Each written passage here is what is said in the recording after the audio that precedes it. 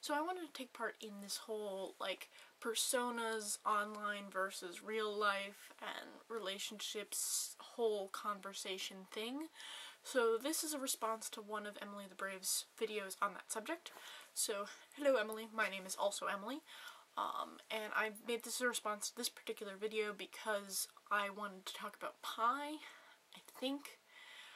I don't really know where I'm going with this.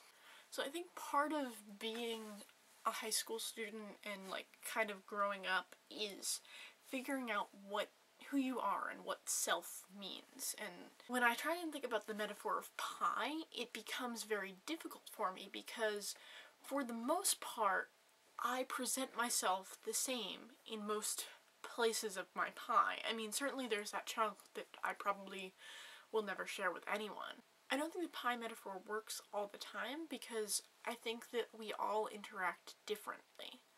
Like, I think some people have kind of those separate parts that, you know, overlap and cross over and everything like that. I think for the most part I'm always true to myself, which is not to say that, like, those different facets that you show different people aren't yourself. They're just different parts, but I feel like I have, to take Dan's metaphor, I have pretty much the same mask on pretty much most of the time that shows a lot of who I am, and I don't really change masks that often. I do sometimes. I mean, I can feel it at work and in large groups of people.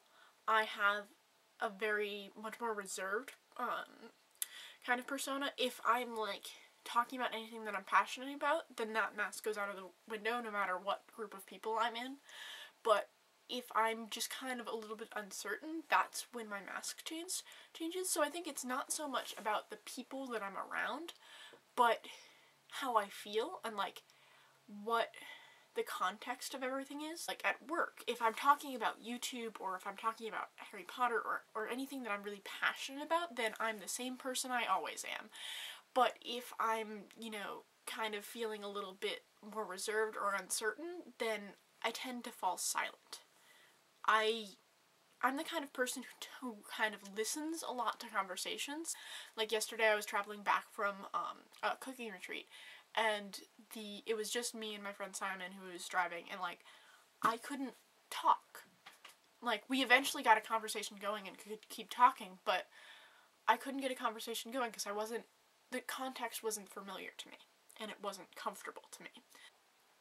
For me, it's not just the people, it's the subject matter of the moment.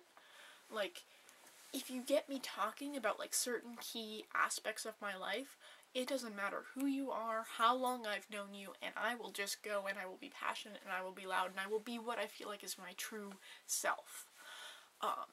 But if we, you know, kind of veer away to that, to subjects that I'm not so comfortable with, or I don't really have, you know, a lot of oomph in, I kind of fall silent and let other people kind of take it away and just let them kind of go. And I suppose that can kind of connect back to my username and coherency not required. Not in every instance I don't have coherency. I have it when I'm talking about certain things and I will go with it and you can't stop me. But in other contexts, I don't know what to say, I don't know how to form sentences and have a conversation. Like, the car ride yesterday with my friend Simon, like, I didn't know what to say. Like, there were things going on in my head, I had thoughts, but they didn't feel relevant or in context or anything we could have a conversation about. And I couldn't be coherent and get anything out of my mouth. He had to start the conversation, and then I was able to find something that I was passionate about and be able to talk about that, and that was how we got the conversation going and being able to talk to each other. But, you know, it was not possible for me to, like, there are moments like that one where I can't be coherent and I can't get it out. So I think for me, my pie is not so much based on, like, friends, family, you know, that other mysterious quarter, and, like, myself. There's, like, my inner self that I won't share. That exists, but it all fluctuates based on the context of the person, the context of the environment and the kind of community that I'm in. And so I guess the pie metaphor does work but it works differently for me. And I think there's also a level of self-awareness that enters into this conversation. I think that, you know, for me, there may be differences based on that pie that I just don't see, that I don't become aware of because I'm within me and I can't see it in that way. This has made me do a lot of thinking about that kind of thing. Like, I was all set to say, you know, I have the same persona everywhere. And then I started thinking and I was like, no, I don't.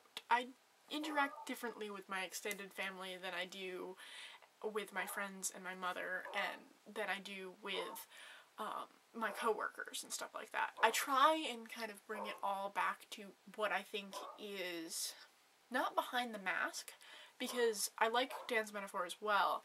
I think that there's always going to be a part that has, you know, a chunk that's going to be, I can't share that with you. So I guess there are differences in my pie.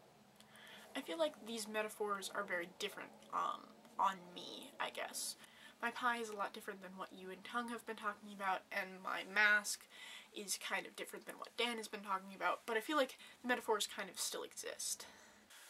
So I suppose that is my take on these metaphors in this conversation, and I just kind of wanted to share how I think about it and how I'm continuing to think about it, because I think it's a really interesting question, and certainly one that I think I'm going to take forward with me in my life, and kind of think about how we exist in relationships, within how we relate self to the rest of the world. So this is my part of the conversation, and thank you for listening.